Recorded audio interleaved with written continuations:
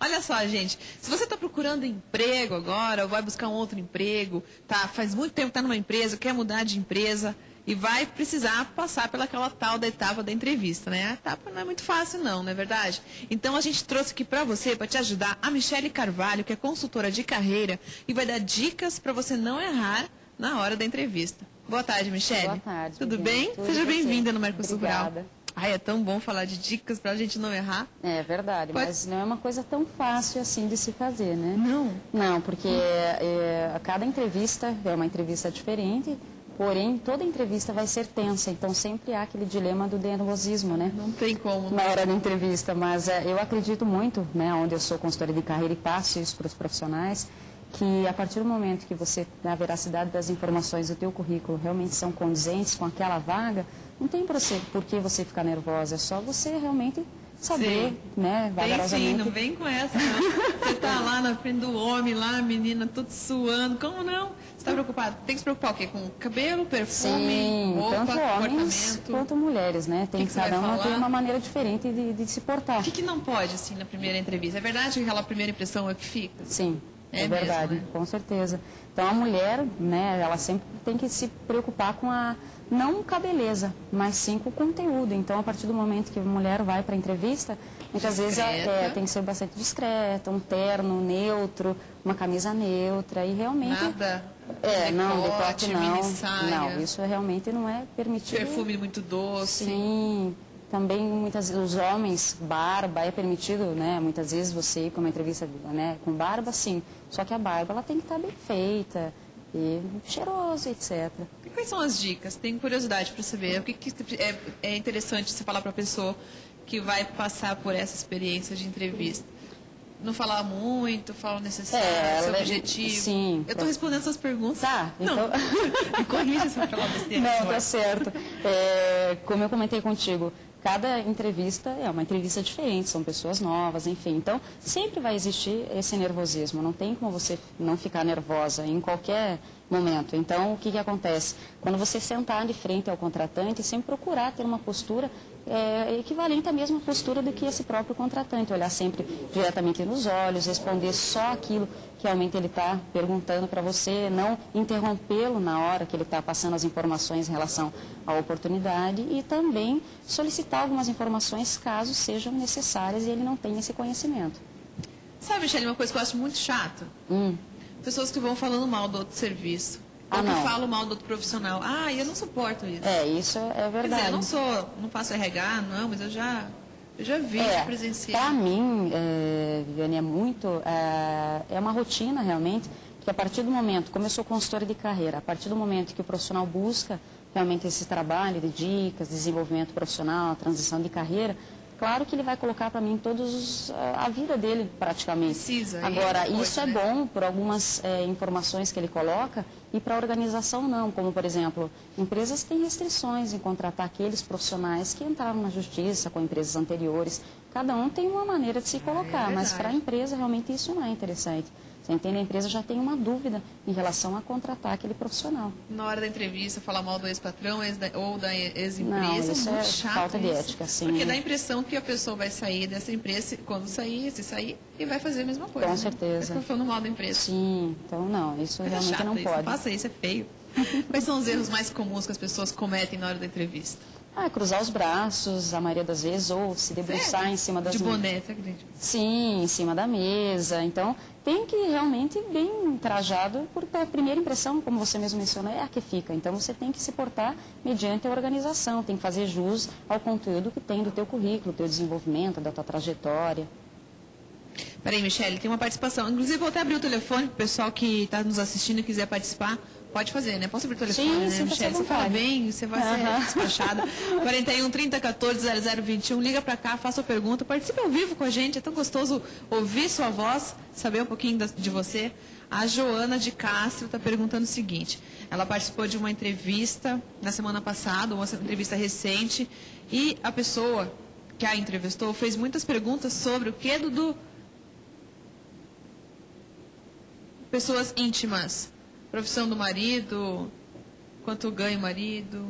Olha, aí eu posso ser bem sincera. Se ela é casada.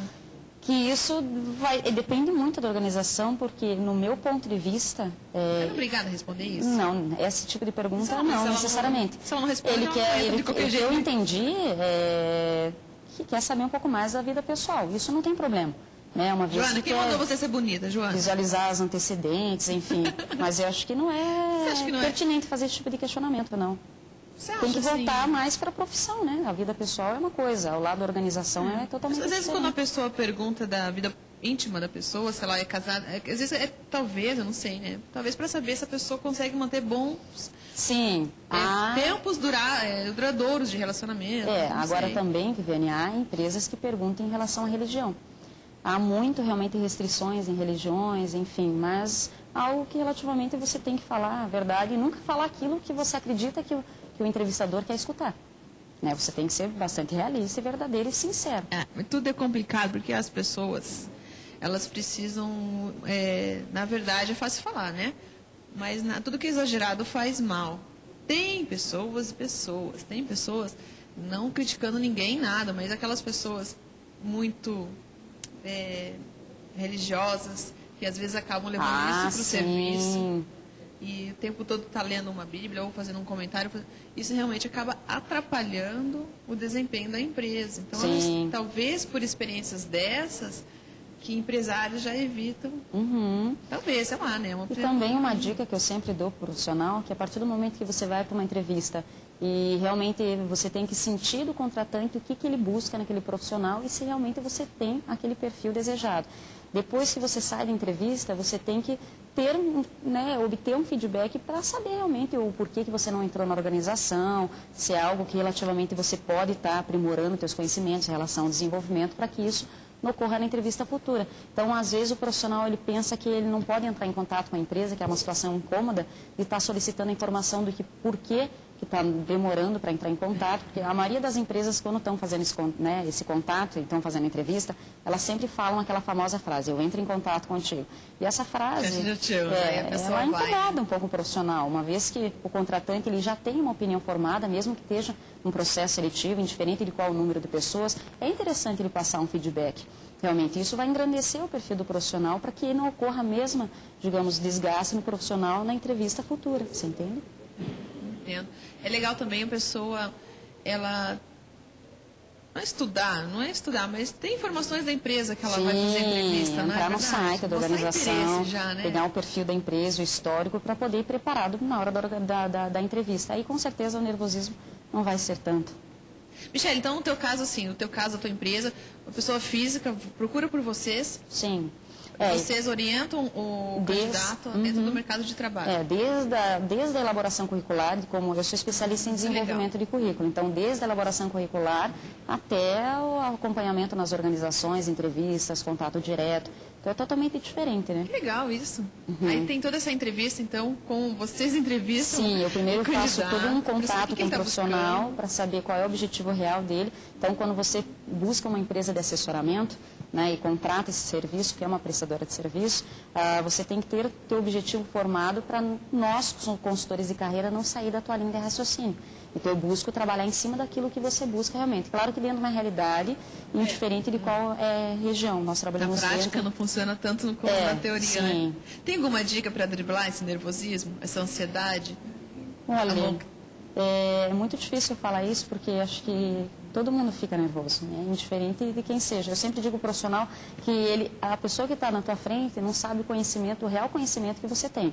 Então, você tem que estudar a empresa, como você mesmo mencionou, e ir tranquilo para a organização, porque não deixa de ser algo que realmente impeça ele, se realmente o nervosismo passar daquilo que seja normal, né, de um grau realmente de dificuldade, de ele entrar na própria organização. Então, ele não tem muitas vezes dicas que eu posso dar para o profissional, mas ele se manter numa postura e realmente olhar direto nos olhos do contratante, que com certeza ele vai ser questionado em relação ao currículo dele. Existe, será, o candidato que fica falando das dificuldades financeiras, apelando pela vaga de emprego? Deve existir. Tem muitos profissionais. Isso não é bom, né?